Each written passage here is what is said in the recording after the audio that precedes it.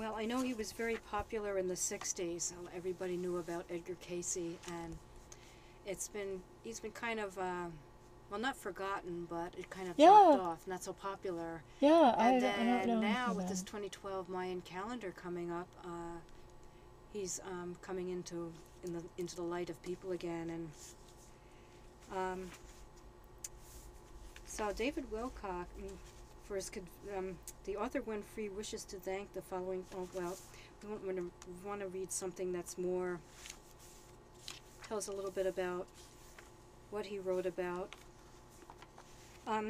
He writes the first he writes the preface, and he writes the puzzle, and he tells about the puzzle about, in other words, what happened, you know, how it came to be that David Wilcock was discovered to be the reincarnation of Edgar Casey. Did he predict anything that would make him? Has he made predictions or?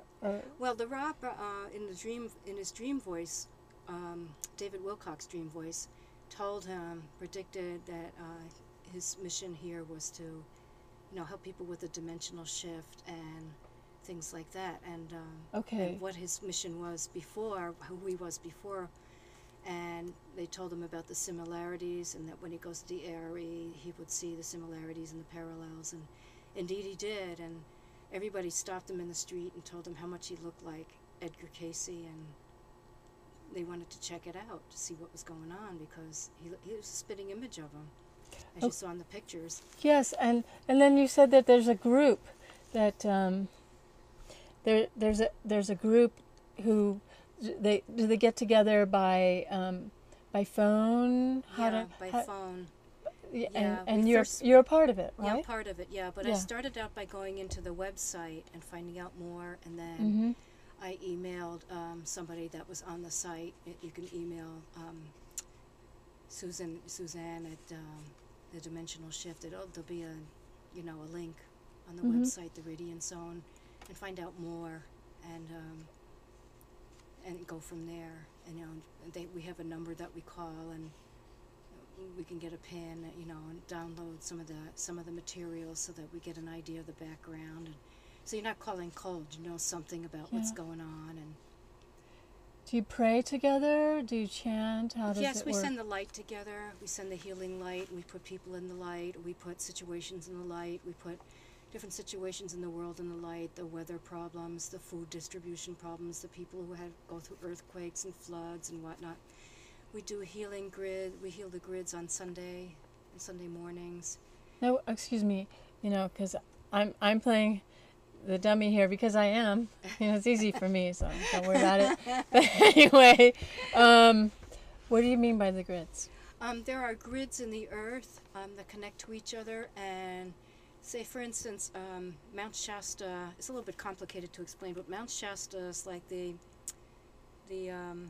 root chakra of the earth, and then there are other parts of the earth that are different chakras, and then they're connected by the grids. They're called grids in the earth, and what it is, the energy moves along these grids, and you can help to heal the earth.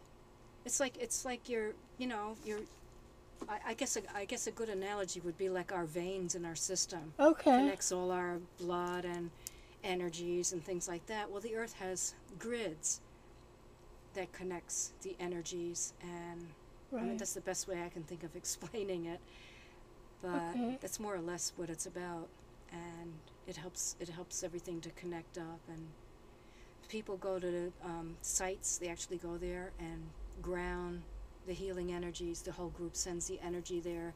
Oh, excuse me, we have another caller. Okay. Hello, you're on Planet Glee.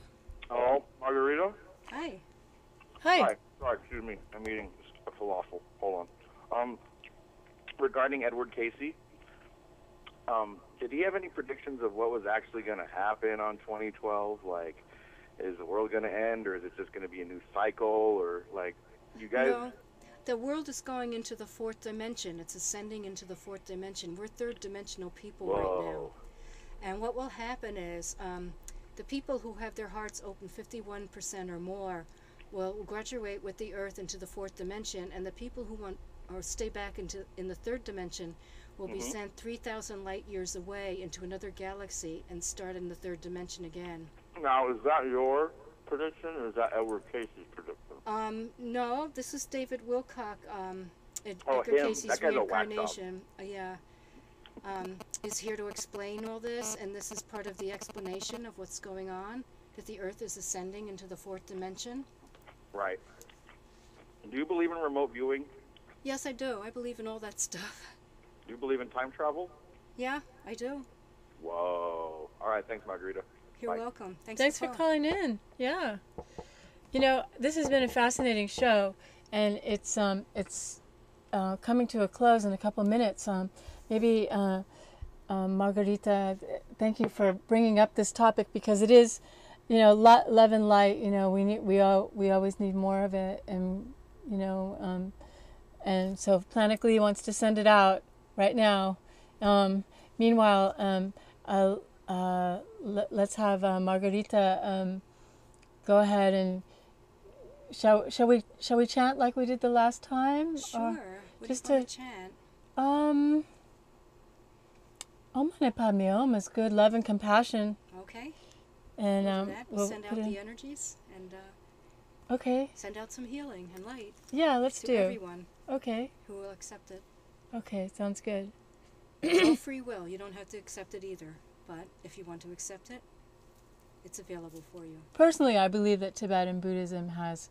So, if I stay chanting with my dear friends from Tibet, I'm so fortunate to know that I'm, you know, gonna be okay.